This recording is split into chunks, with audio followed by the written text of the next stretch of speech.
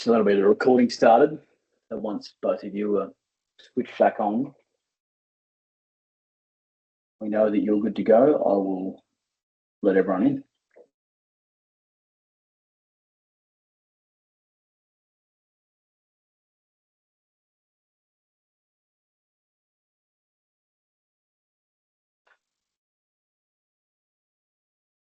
And just unmute to make sure that that's working as well.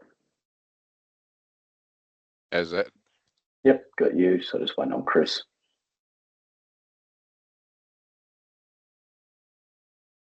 Yeah, and your mic's working, Chris. You good to go? So, I hope so. Yep, excellent. All right, I'm going to let everyone in.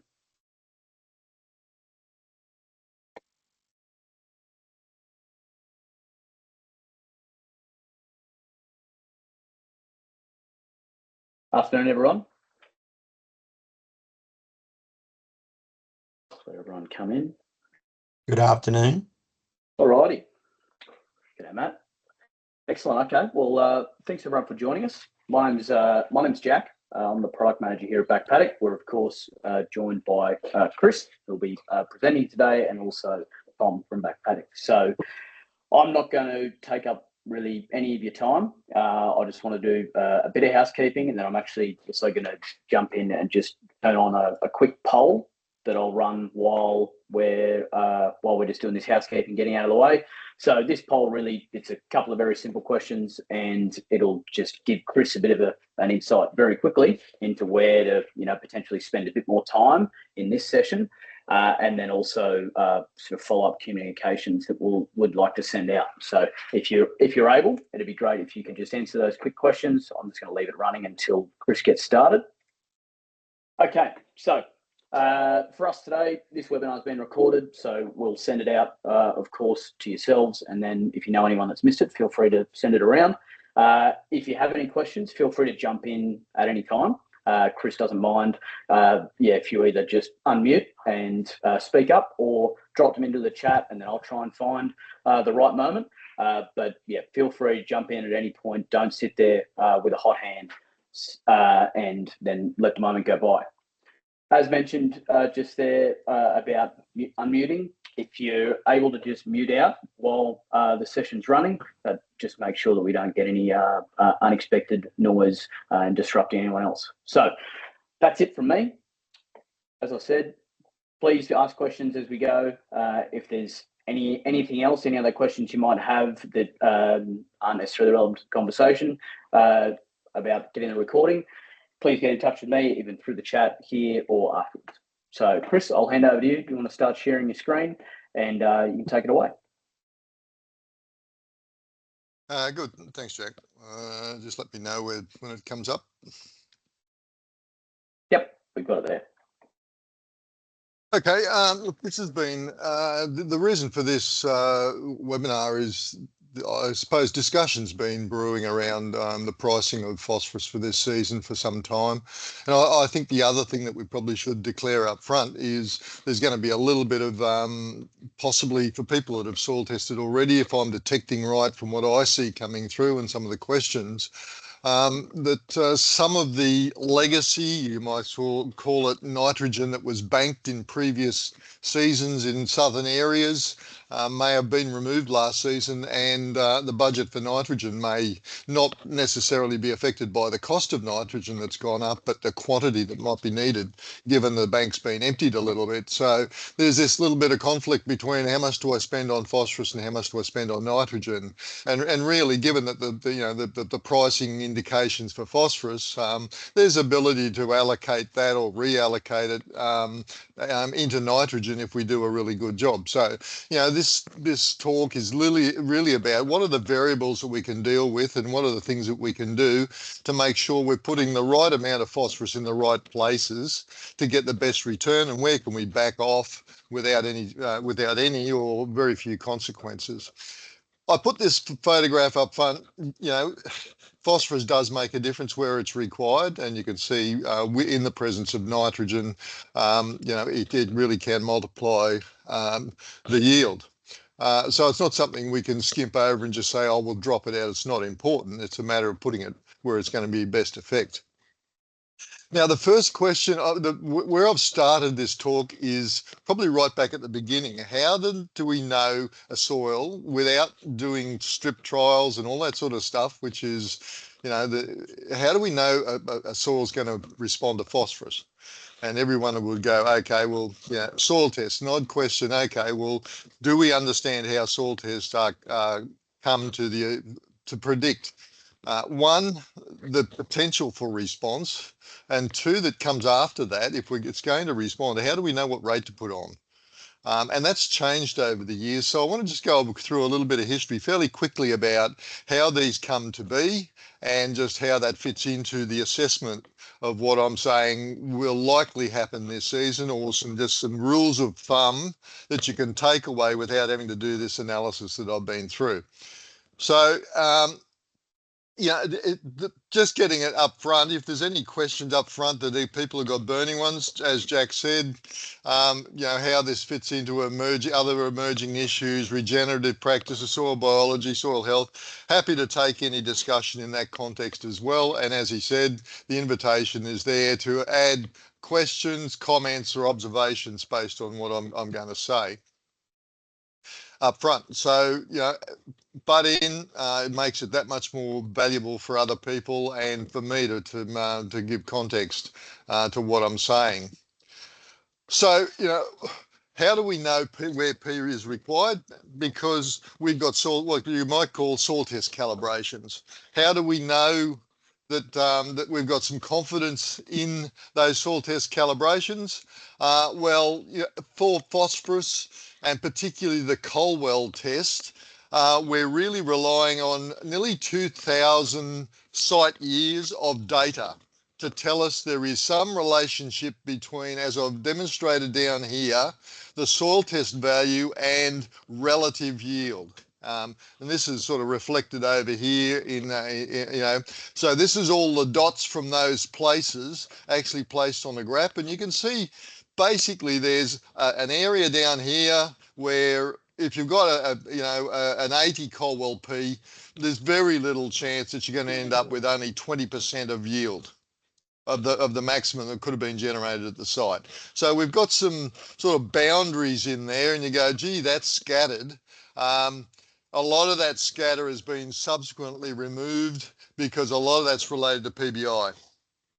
So we've got low PBI soils that actually have very low critical values, and they top out at 100% very quickly. And once we get into the high PBI soils, it's probably over here. And, we can have 100 for a soil that's got a very high PBI in the 800s, a critical level of 100. So we need to be able to factor those into what we're trying to understand. For Colwell P in particular, it is very sensitive to PBI, as I'll show you later.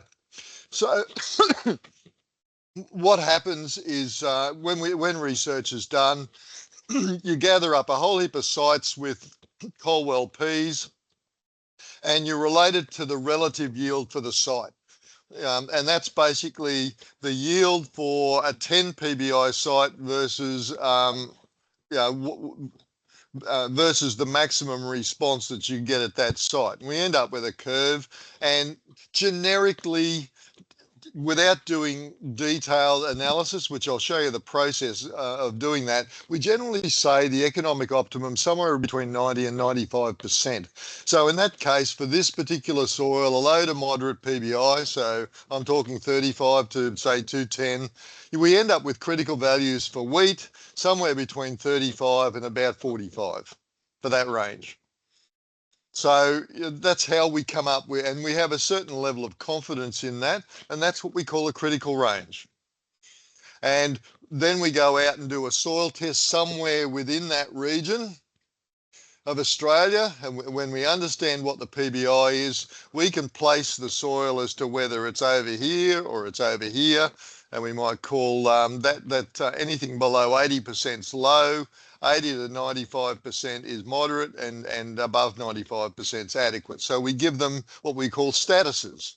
So you see a low status, that usually means that there's probably at least 10 or 15% elevation in yield that's possible by putting the right rate of phosphorus on. Now, that doesn't talk anything about economics. This is just purely how much increase that you can get. So when we start having to factor in economics, as we're trying to do now, we're saying in the past, phosphorus has been about $3 a kilo in recent seasons. And it might be hovering between sort of $5 and $6 this season.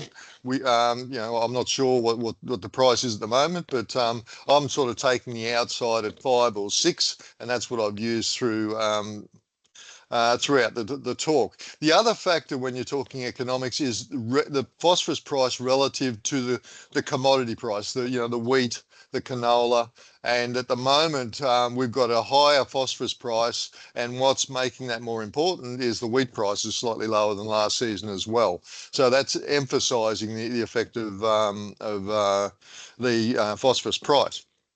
So the next step in converting this into a decision around an economic decision, and sorry, this is the range of Colwell P's. So if we got a PBI less than 15, the critical Colwell P is probably 10.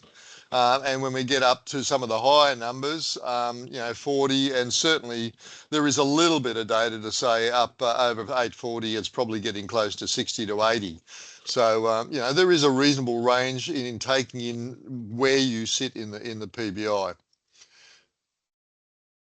So the next thing down the line is, okay, what's the rate range? So we can swap that same curve from a site and say, well, this is the rate that generated that curve at that site. This is for a Colwell P of 15. I've just picked a random number and a low PBI and said, okay, if we put on 12, we would have got 90% of maximum yield.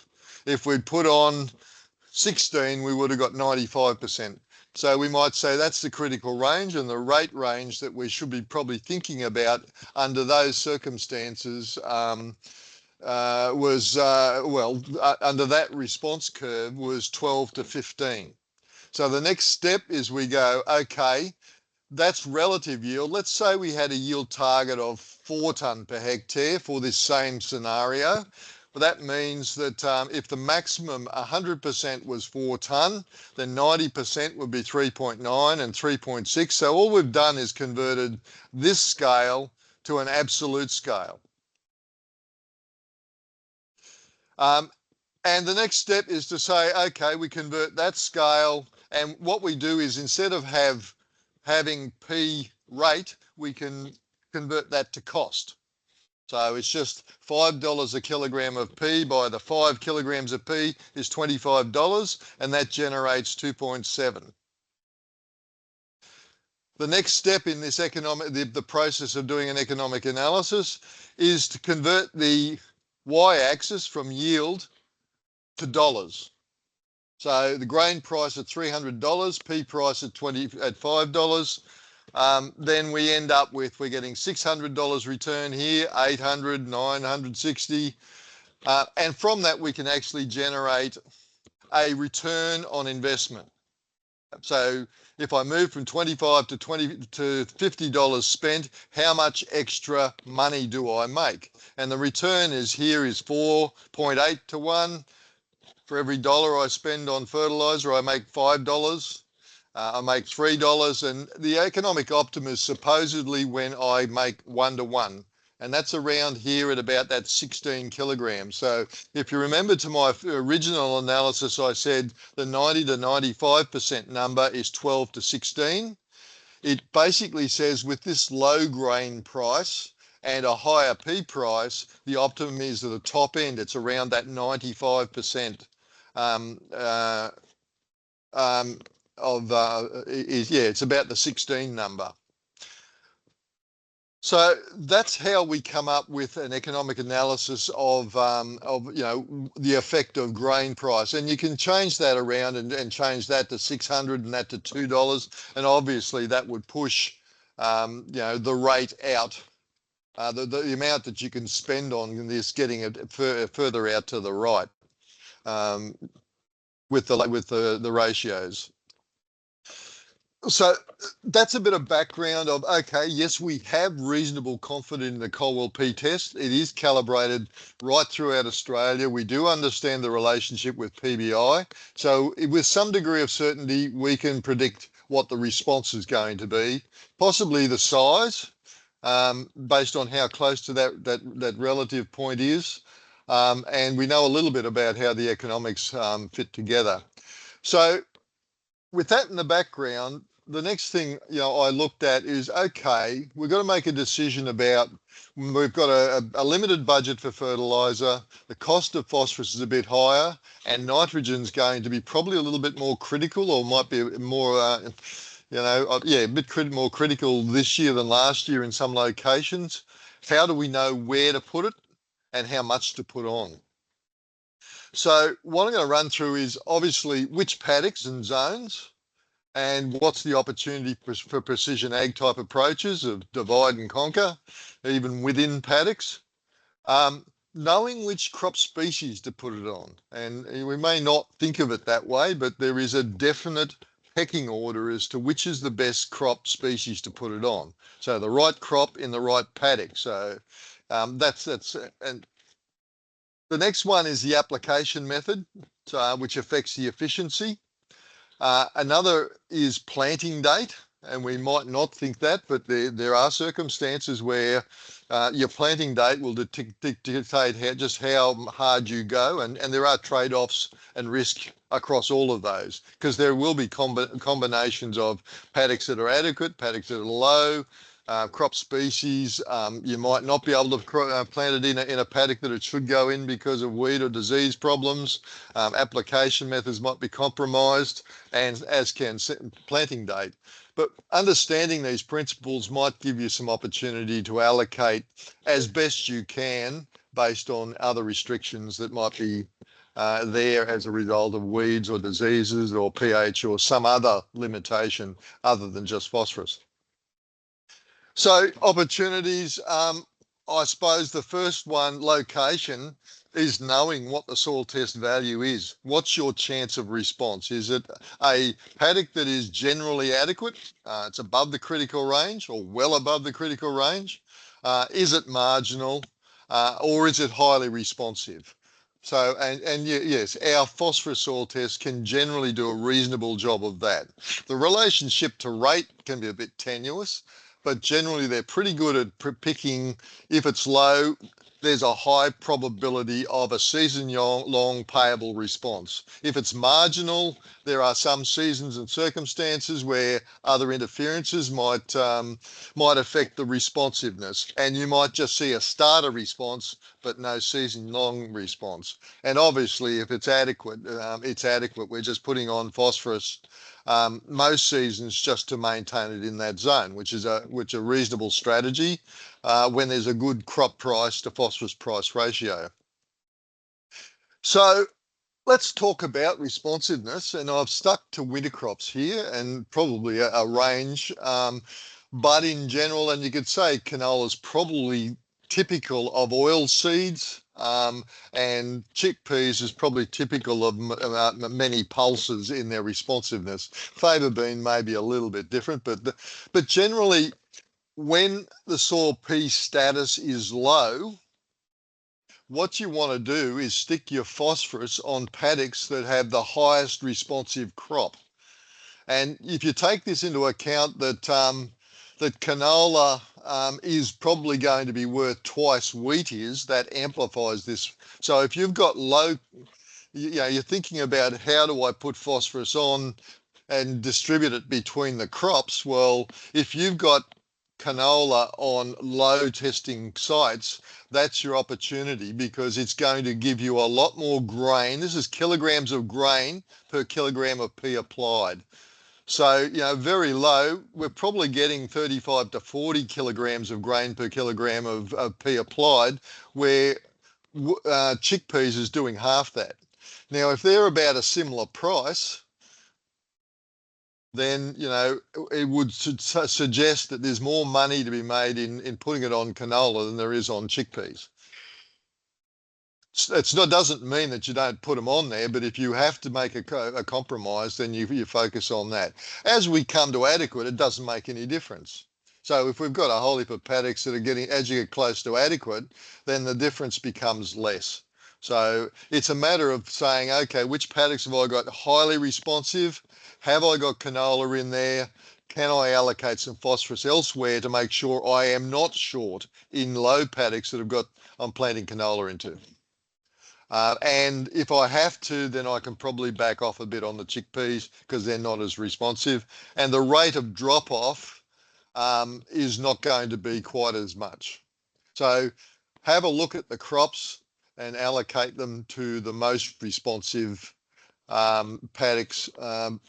But in recognizing that, yes, there are other factors other than just P status that could limit the ability to put canola in there. But if it's open, then that's the way that you probably should go. There's more money to be made and the return will be more regular. The other one that, I think people have anecdotally talked about this, and there's been a few experiments to demonstrate it, but early planting date changes the critical Colwell P. So, early planting date, basically for wheat, for a moderate PBI soil, the critical value is probably given around the 24, 26. But if you plant in August, in the middle of the cold weather, then it could be as high as 40. So this means that if you've got paddocks that are marginal and you're planting them very early, then you can lay off on phosphorus on those ones as well. Because that warm temperature for early root development is sufficient to get the root system big enough that when the cold weather comes on, it's probably better off than those ones that are planted late. The other thing that interferes with this is the yield potential. So, this might be going up as far as the critical value is concerned, but your yield potential drops off. So the rate that you have to put on later is lower.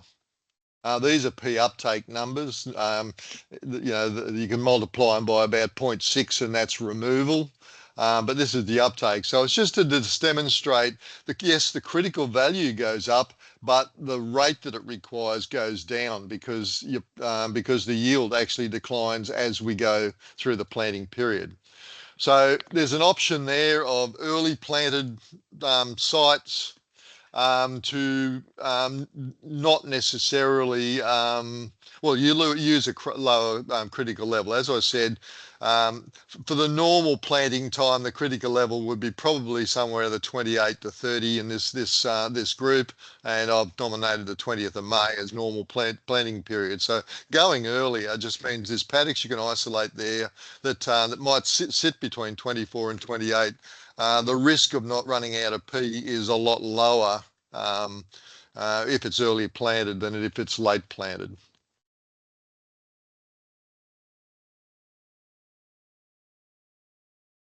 So, when we're talking about phosphorus decisions, it really comes down to, I suppose, using those variables that I've just talked about and going through a decision for each paddock.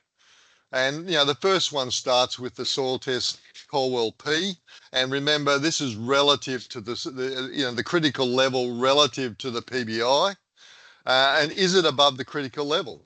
And if the answer is yes, it's in the high zone, you can either reduce or skip P this season for that paddock. Not expecting a response. And mostly in those situations, people are putting it on to look at the long-term P bank. To make sure it doesn't run down. So you can for one season, in most cases, you could get no or minimal, or you could put on minimal maintenance, probably typically 0 to 25% of typical maintenance, particularly if you're planting into a colder or a more hostile environment to get that starter response, to get the root system up and running. But by and large, crops in this growing in soils of this type find enough phosphorus as the roots expand to not be restricted for the season. And the other thing would also is if you're in a region in the north where you get BSESP done, this is even more, I suppose, can be reinforced where you've got high BSES numbers. So, numbers in the hundreds would tell you that maybe a 25% of normal rate is adequate, because that will get the root system away, and the slow release phosphorus that's indicated by BSESP is probably enough to get it through the season. So prioritise paddocks with lower tests than these ones, and monitor yield, retest in a couple of years, or just start again the next year. Should these conditions persist for a period, so low grain prices and higher phosphorus prices, then it may need to be reassessed in a couple of years' time. If you decide to go with this lower strategy over a period of time, you want to make sure that the P levels are not dropping away too fast.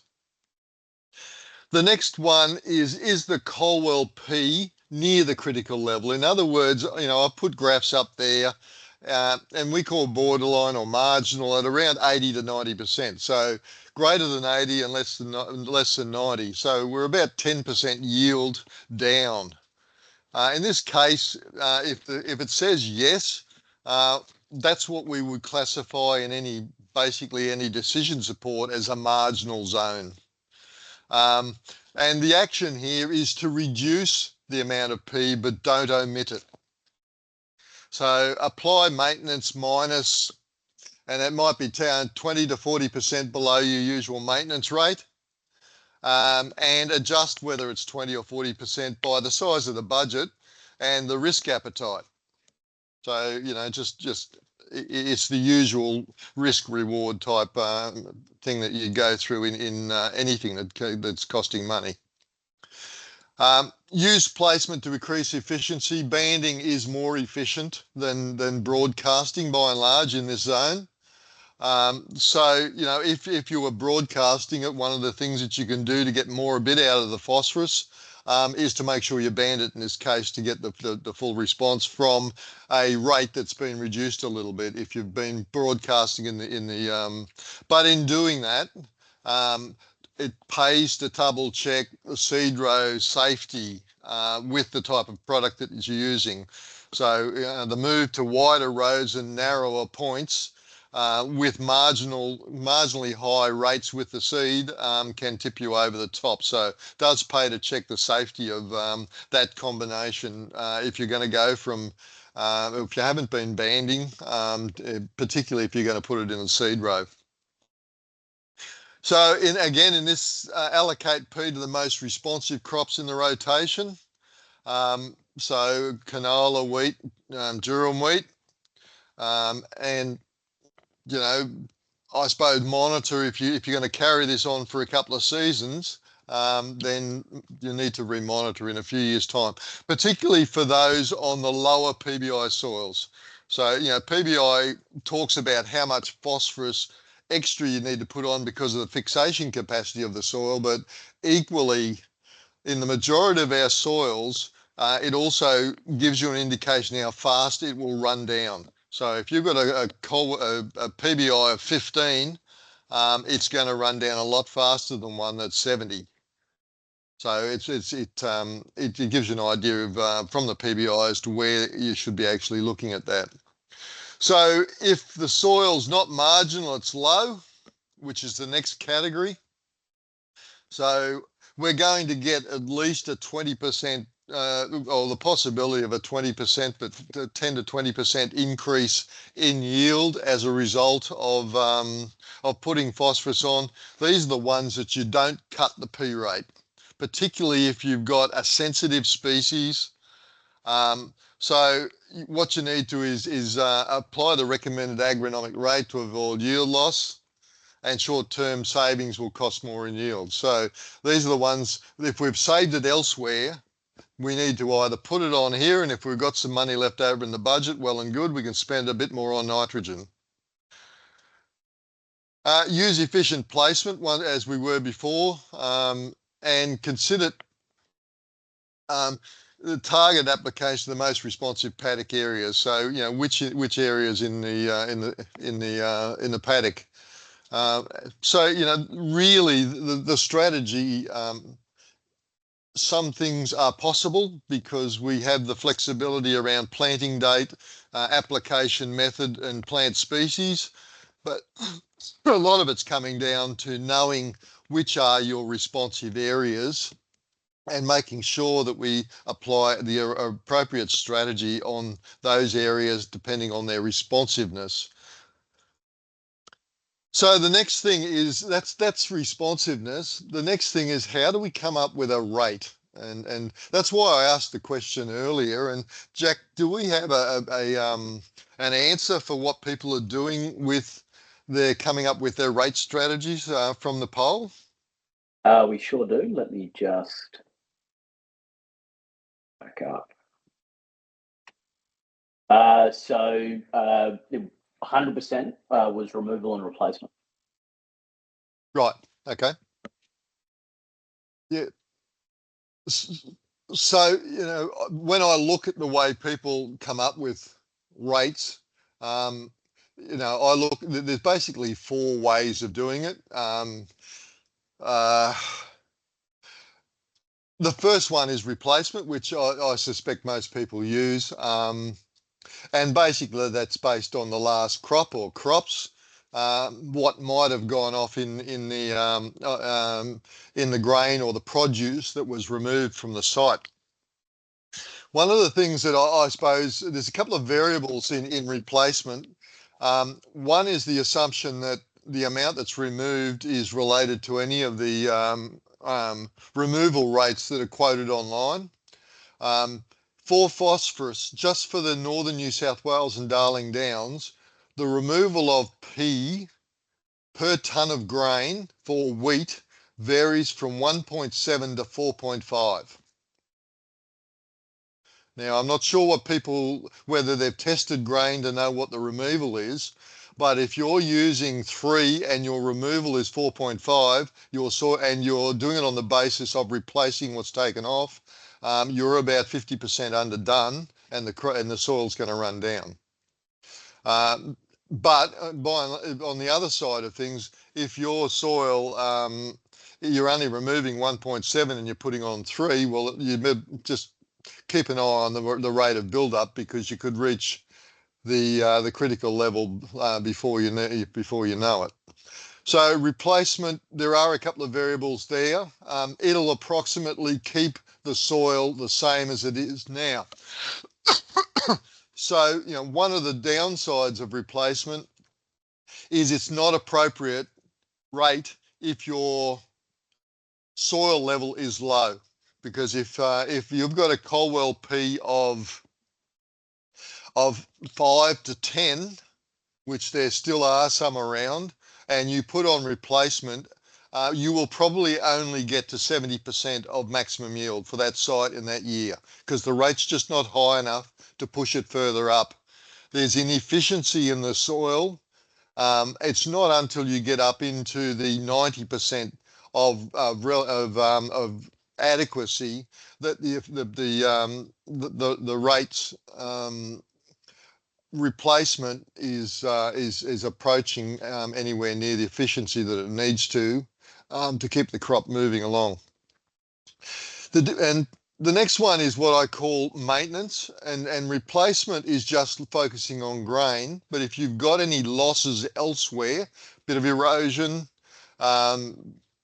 or other movement of surface soil away, then you're not putting on it, and that will be in addition to what the grain takes off, then that's again, replacement's going to underdo it. And really with maintenance, the only way to do that is a trend analysis. So that the maintenance is you plot over time the amount of phosphorus you put on and the soil test level. And if they are diverging, then you know that the rate that you're putting on is not adequate to maintain the soil. So that's another way of doing it. There's annual economic optimization. And that's that process I just went through earlier to show you how you come up with an economic evaluation of the right rate. And that can be volatile. It can be quite volatile based on crop and fertilizer pricing. And it doesn't necessarily, in some cases, it can end up with you putting on rates where it's the price of fertilizer is unfavourable and crop prices are low. I've actually ended up putting on rates less than replacement. In other words, running your soil capital down to keep the dollars turning over. That's it. That's a question. The other one that we've been working on for a while is what I would call soil P-banking. You might call it capital and maintenance, but it's that notion of the same as nitrogen banking, of actually when you can, putting a little bit more in, so that we actually end up moving the soil from a lower state to close to adequacy, at which time we can use replacement or maintenance as our basal dose. So there's different ways of getting to the rate. So if you're not familiar with P-banking, this is the way that I see it, and I think and this relates to the economic analysis I'm going to show you later of just how the current economics relate to the way P-banking and removal, actually the rates that you would generate for a scenario. So the way this works is you look at the range of crops in the rotation over a 5-year period. The target yields, or the decile 7 that you might be looking at, type yields, and the frequency in the rotation. So in this case, I've got a rotation of 4 crops, and we end up with, over 5 years, of 2 of wheat, 1 of canola, 1 of barley, and 1 of lentils. Put in the soil test and the target, PBI, and what we come up with is an outcome of, on average over that period, we need 12 kilograms of grain across all of those P for each per hectare to just look at covering the removal, or just for a maintenance application, and to slowly move the soil from a 15 to a 36 to get it from reasonably responsive to in the adequate range, when we can drop back to just putting on annually a starter rate. Then we've got another 12 kilograms per year. So what this does is allows you to actually, over that 5 period, just constantly put on 24 kilograms of P per year. It'll cover what's going off, and it'll cover the build-up. Now, I've got the build-up period over 5 years, but you could make that 10. It's just like a housing loan. Do you want to pay it down in 5 years or 10? If you do it slower, the cost, the build-up will be slower, but at least we're not running the soil down in the meantime. So this is the bank. So we're paying the interest, which is what's removed annually, and we're putting some capital in there to make sure we're covering bank charges. So the flexibility of this is to be, in doing it over a period of time, is to have a whole heap of tactics that we can apply to this. So I could just satisfy the whole thing by putting on 110 kilograms of MAP or DAP per crop. That'll give me the 24. Could be as simple as that. I could decide, because I've got a bit of cash, I'm going to put 300 kilograms of MAP on and 60 kilograms per year as starter of MAP as starter, just to have a little bit width or close to the seed to get it going. But that goes on annually, and that goes as a once-off, and we probably end up in the same spot. We could do it with manure at 5 tonnes per hectare and 60 kilograms of MAP or DAP, or manure at 10 tonnes per hectare and 30 kilograms at sowing. Or we could do something even fancier around the rotations and recognising the responsiveness of the different crops. At manure at 5 tonne per hectare, MAP and DAP at 90 per crop for canola and lentils, which are a bit more sensitive, and 30 kilograms per crop of wheat and barley. And you can just do that every year. You don't have to think about changing it, because we've got a 5-year strategy in this scenario to get us there. For you guys in the north, there is another calculator there for the north, which actually gives you a deep application strategy as well. So it'll suggest a rate of startup P every year and how much to put down deep once in every rotation.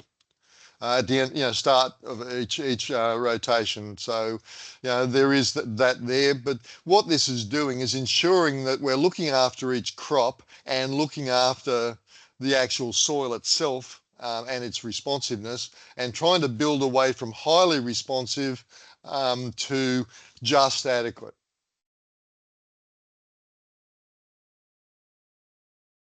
So, in sort of summing up the situation that we're facing at the moment, what I did was looked at for that same response surface you saw earlier on that I was working with. I've taken a Colwell P of 10, will give you about 52% of relative yield. 20 will give you 78, 30 is about the critical level. As I said, 90% relative yields usually relates to about the economic optimum. And 40, I've just taken it past there to close to 100. So when I've done that economic optimization for 4 tonne, $300 a tonne for grain, and a critical P of 31, the economic optimum for a 10 Colwell P was 27 kilograms of P. For 20 was 21. For 30 was 14. You can see the economic optimum drops as we get closer to adequacy. And once we get to 40, we've exceeded the 31. So economically, it was better to put nothing on.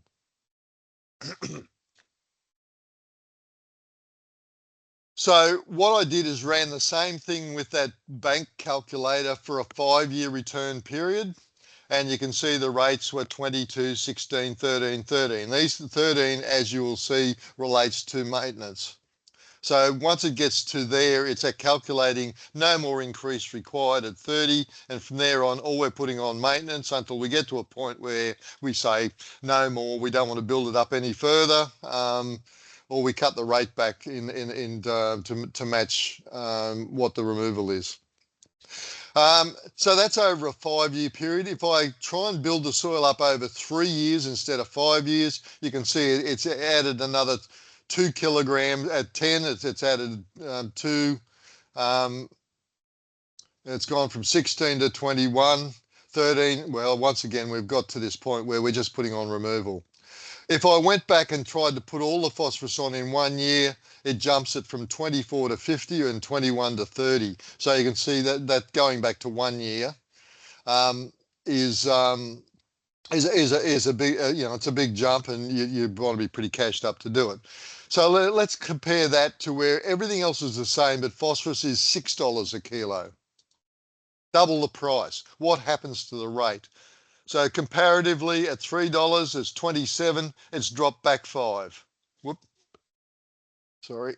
It's dropped back 5 at the Colwell P of 10. At 20, it's dropped back 6. At 30, it's dropped back 8. So it says basically there's a 25% reduction. The economic rate is related to the 25% reduction in the rate. For the doubling of the price, 25% reduction in rate would be to maintain the economic optimum. So the other thing I looked at, and it says picked out 20 as a case. If the economic optimum for a Sol Colwell P of 20 was 21 economic optimum, that relates to a P bank of a 3-year strategy. See, 21, 21. So that means doing the P, in this circumstance, setting your P bank rates to 3 years, you end up with about the same as the economic optimum. This is a lot easier to calculate than that is, and that's why I'm saying this is probably a shortcut for you that are using P banking, but you can see maintenance falls short by 10 kilos. Now that's lost yield potential. If you're just putting on maintenance at 20 Colwell P, you could be losing quite a bit of yield, and possibly you should be putting on another 6 or 8 of P in that circumstance. So what happens relatively when we jump from $3 to $6? Obviously the rates go down, but the thing is, relative to the economic optimum rate, we jump from 3 years being the calculated time to 5. In other words, it's saying it's not optimum to pay it off over 3. It's better off to go to 5 years if that price was to persist. And in the calculator, that's really about just changing this capital period from 3 to 5 and re-looking at the rates. So it's a lot easier than going and doing that economic optimum for the particular soil type. So, and I think that stands up pretty well, that going from $3 to $6 probably warrants, and probably as a rule of thumb, about a 25% reduction in rate to stay close to the optimum. Or if you're recalculating using the banking approach, just change your build-up period from 3 years to 5 years. Hey, Chris. Yeah. Just before you move on, just had a question from David in the chat. So, David, you might want to jump in and provide a bit more context here. So he asked the question a couple of minutes ago about what about proximity of P to the seed? David, if you can. Yes. Feel free to speak up.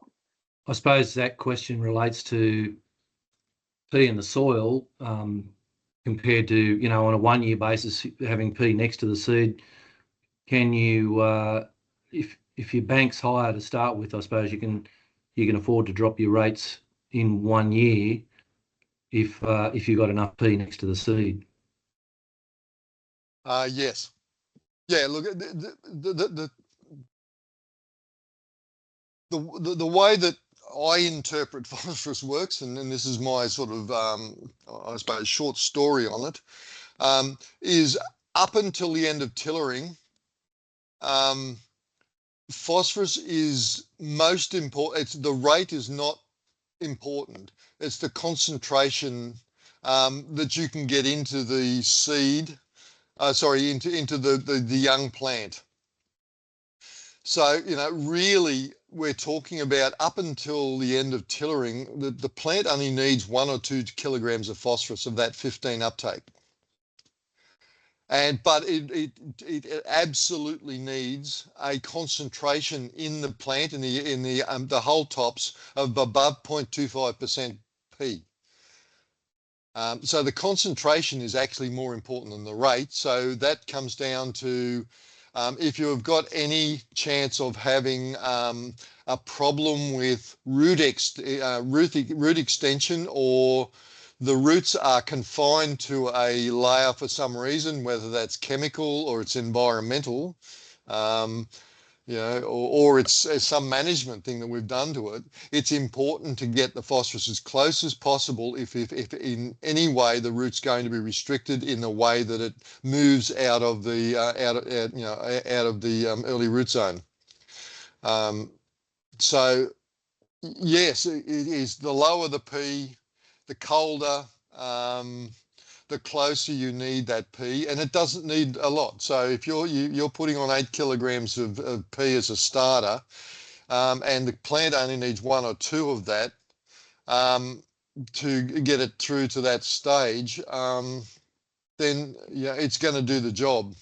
The big problem comes when we don't have enough close enough, and or we've got soil external to the seedling root zone that's enriched, but it can't get there. Yeah, copy that. So look, in summary, I suppose for the decisions, as I said, is no, you either measure or review just what is the likely, the soil test levels, the latest ones you've had, to help prioritize crops, areas and rates. as you said, there's crop factors around both species and planting temperature or the planting date, which is related to temperature. There's locations within in there, and adjusting the rates accordingly will probably give you the best outcome. So high soil P, skip or minimal maintenance for 1 to 2 years. By and large, other than soil tests with PBIs less than 5, it was difficult to detect the effect of skipping a phosphorus application for 1 season. There is enough buffer, and PBI being P buffer index, there is a buffering on the way up and there's a buffering on the way down. And most of the soils that got a PBI above 5 have sufficient buffering on the way back down again. In other words, you're withdrawing quicker to be able to get through 1 season without significantly dropping the soil test. In marginal soil Ps, maintenance, use band placement, and again, prioritise responsive crops and zones. And those that are low don't go, particularly if it's got a highly responsive species in it, just go full rate. Don't cut back on those ones, because they're the ones that'll hurt you, particularly given that the species that we grow that are most responsive are frequently some of the highest price per tonne of grain. So you've got that double whammy that you've got a high price and you've got a highly responsiveness. In other words, it'll drop yield quicker than a less sensitive species would be. So look, that's my take on where things are, and I'd open it up to questions, and it can be general if you like. If you wanted some comments on nitrogen or something else that you're seeing, happy to take them.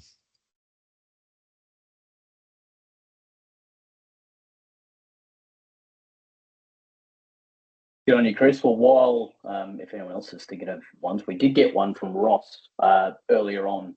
I think Ross is still in the meeting. So Ross asked the difficult decisions that he has to make. Waco soil, CEC 60 plus, Colwell 7 to 15, BSES 200 plus, PBI 130 to 140. Low availability but great buffering. Will it become available fast enough for crop uptake? These are the soils where you very frequently see a starter response, and season long, depending on the way the season finishes, if it's long and cool, not cold and not dry, then and the other variable that I think Ross has got in that he needs to is what is the next 10 to 30 look like, because being on a Waco soil is in a northern environment. And that subsoil 10 to 30 layer, if it's got moisture in it, is probably going to dominate the late season response. So yes, in those circumstances, I would suggest you'll get a starter response, and whether it comes through depends on the season end and what your 10 to 30 layer is going to be looking like. If it's, and being a Waco, they're usually pretty uniform compared to some of the other soils on the Darling Downs. So I would say starter response, definitely, and possibly a seasonal full season response.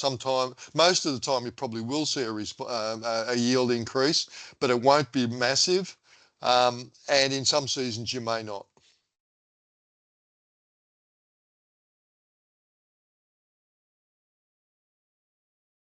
Chris, we just had a request from Byron. If you could go back a couple of slides, looking at, I think it was those couple of options for application. Yeah, the tactics. I think that was it there. Byron, was there anything specific you wanted to touch on here?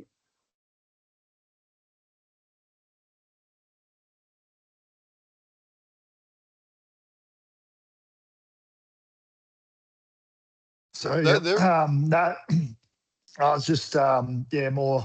A few people are starting to look at that manure stuff there. And yeah, some people are like, oh, I only want to put 2 tons on and whatever. But yeah, just I know we've been through the whole application, the contents of manure, but yeah, it's just showing that you actually need some big rates plus MAP and DAP, or MAP or DAP there as well. So yeah, I just want to send that to a few people and say, hey, if you're going to be serious about this, let's go a bit harder. Yeah, look, the circumstance probably, I was just trying to illustrate the tactic that if you've got a 5-year strategy, then there's a lot of tactics you can apply that actually allow you to, I suppose, shift phosphorus around between years and rates between years. So, this is a 15 coal well and we're trying to head it towards 36. Now, with that profile of removal, it means over that 5 years, somewhere it needs to find 120 kilograms of P. And all I've done is shifted around how that 120 gets onto the over that 5 years, how that 120 kilo of P gets on there. And the capital ones, these ones are mostly to either with the 5 ton is to take care of the capital requirement, 60 kilograms of P in one go. And then from there on, just putting MAP, DAP for annual removal. This one was to say, I reckon I can improve my field efficiency of planting if I don't have twice the rate. If I can just put 30 on and put 10 tonne of manure, then my logistics at planting become easier. So I'm not shifting as much MAP, DAP. So this is a whole heap of scenarios around why you would do it one way or the other, but all of them are valid. And you'll notice I haven't dropped out any that are getting none at sowing. I still believe that there is a need to put some on at sowing. To get that starter response in case we get a root system that gets jammed up because of soil conditions, whether it's herbicides, whether it's, anything that stops early root growth, interferes with P uptake. And that includes temperature, as you've seen, the change in critical level as related to temperature. That's just about the rate the root system grows.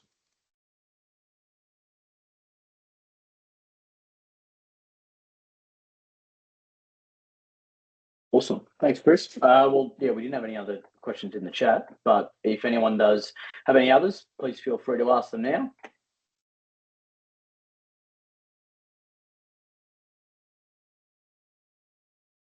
Just for you guys just from background, anyone that's using Soilmate, actually, this P banking is actually, you'll notice there's been a change in the evaluation tables.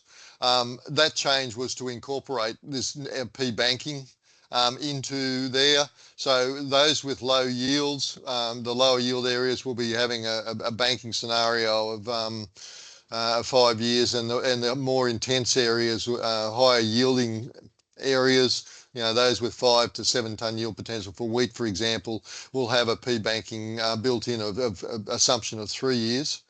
And also, these things are available online, so that, for anyone that's got access to Tips and Tools or Soilmate, these calculators are actually functional and online, both of them. So, you can play around with that if you want. Alrighty, just got another question from Ian. What is your impression of liquid starters which are predominantly nitric acid or scrubbed anhydrous ammonia as an end source, plus phosphoric acid, P source, and buffered with KOH to a pH of approximately 1.8? Yeah, look, the research from the liquids, I suppose, the phosphorus program that was done in the 2000, it was probably 2008 to about 2013, 14, showed clear advantages for liquids in soils that were calcareous. So I'm talking soils with more than 5% calcium carbonate. So a high fizz soil, absolutely clear distinction. For soils below there, then if you when there were responses down to about 0.5% calcium carbonate. So in the soils, so if we're talking calcareous soils, we're talking those in South Australia and some in the dry areas of Victoria and some of southern Western Australia, where there are truly calcareous soils and they're above 5%. And that's the home of liquid acid P sources. Between 0.5% and 5%, there were responses to liquid P, but it was very difficult to show an economic advantage because of the price versus the dry products. So basically the extra yield response was usually wiped out by the price difference. So it was sort of one or the other based on cost price type return. And then once we get down to soils that are below 0.5% calcium carbonate, then it's just usually the price of the liquid. Now, the other thing that also always cuts across this is logistics, because phosphorus isn't what it costs in your silo or in a bag, it's what it is in the ground. So if there are logistic advantages that you can put a cost against in using liquids versus solids in handling or application, then that needs to be factored into it as well. The only other place, probably more Western Australia than Eastern Australia, but would appear there's some of the gravelly soils in WA, and if they exist in South Australia or Victoria, then they appear to have some advantages for liquids as well as far as yield goes, but it's always the cost price comparison that you've got to take into account. Yeah, it's actually Chris. Mark Goddard's made a comment in the chat about, has asked about the relationship between liquid starters and granular starters. So Mark, I'm not sure if there's anything, if you got a specific example or any more context to provide on that.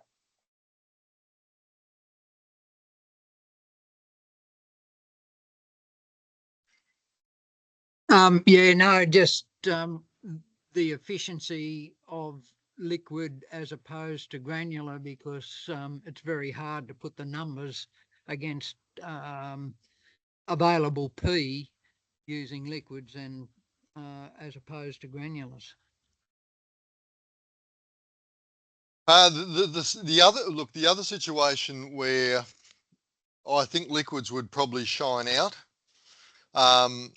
is if you're using very low rates of P, 1 and 2 kilos of P just to start a crop. Because what happens in the granular product is the granules start to get a long way apart, particularly if you're down on 10-inch row spacings or something like that. Compared to liquids, because liquids are coming out in a fairly continuous stream, might be a low concentration and a low rate, but it's not intermittent like dropping granules. So there is a possibility, and we saw it with zinc-coated products, and this is the other one, is if you're carrying zinc with it on the product, then the liquid at low rates is probably going to be better because the granules are going to be too far apart. So you could end up with a plant that doesn't have a granule close to it, and you'll end up with with plants that look like they're suffering in the row because of just the separation. They could be 10 centimeters apart.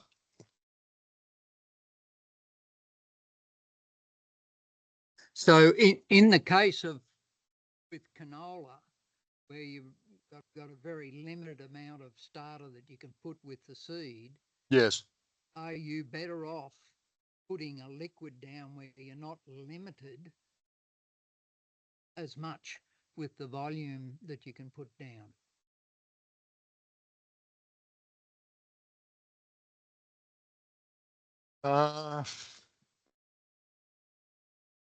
The liquid doesn't make any difference really to the safety.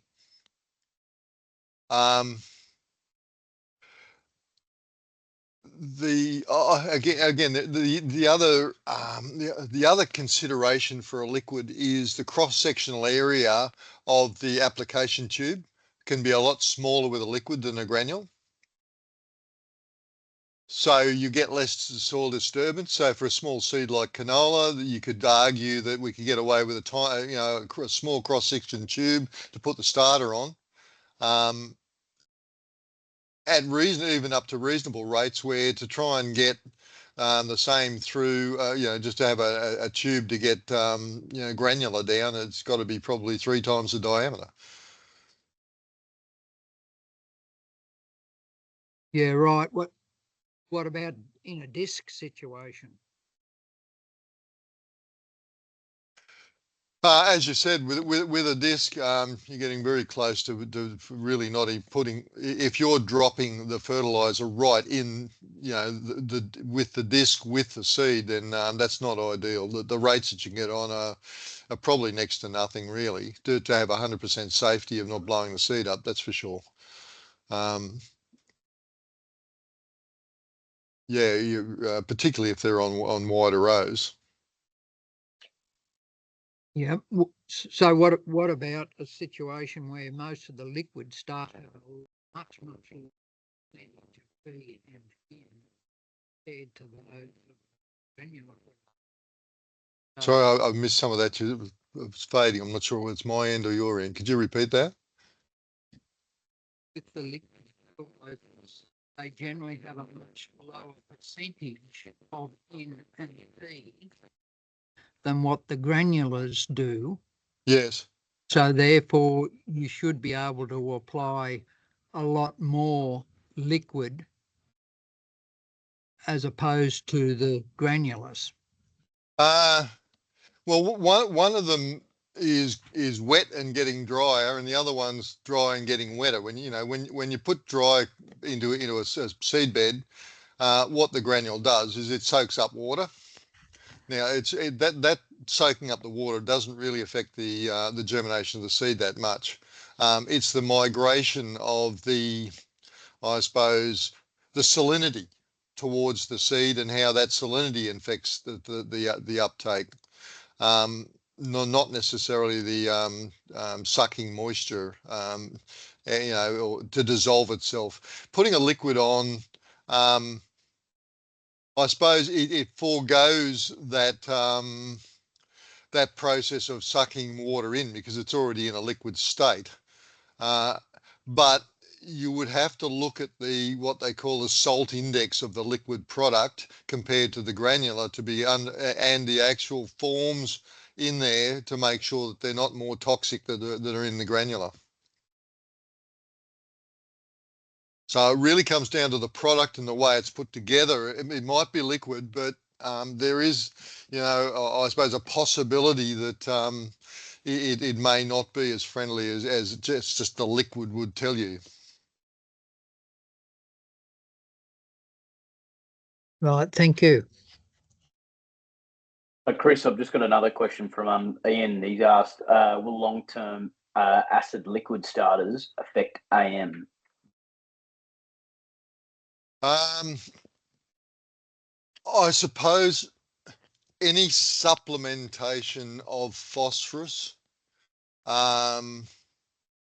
be that from manure or be that from chemical fertilizers, tends to suppress mycorrhizal associations in favour of the plant taking up the phosphorus directly rather than giving the mycorrhizal organism carbon or sugars in exchange for pulling in zinc and phosphorus.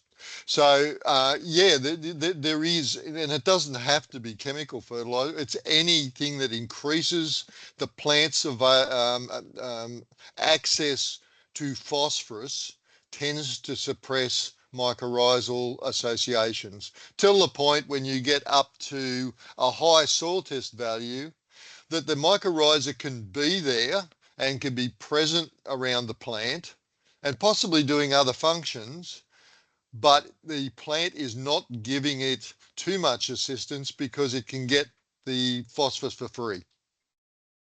So why pay someone else to give it to you? And that's the way the plants regulate that. Now, that might be, if the soil, that meant zinc was low, the plant might say, I'm having trouble getting zinc. I'll give you some sugars and starches and encourage you because there's other things I want as well. but the closer plant gets to adequacy for any other nutrient, it tends to suppress organisms that that cost it carbon to specifically stimulate them to help it take up that nutrient.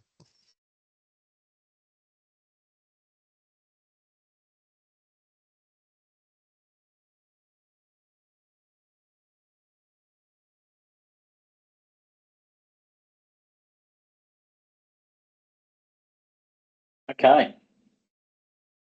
Well, we're obviously we've stopped well over time with questions, but hopefully certainly some great discussion there. Did anyone have anything else before we wrap this up?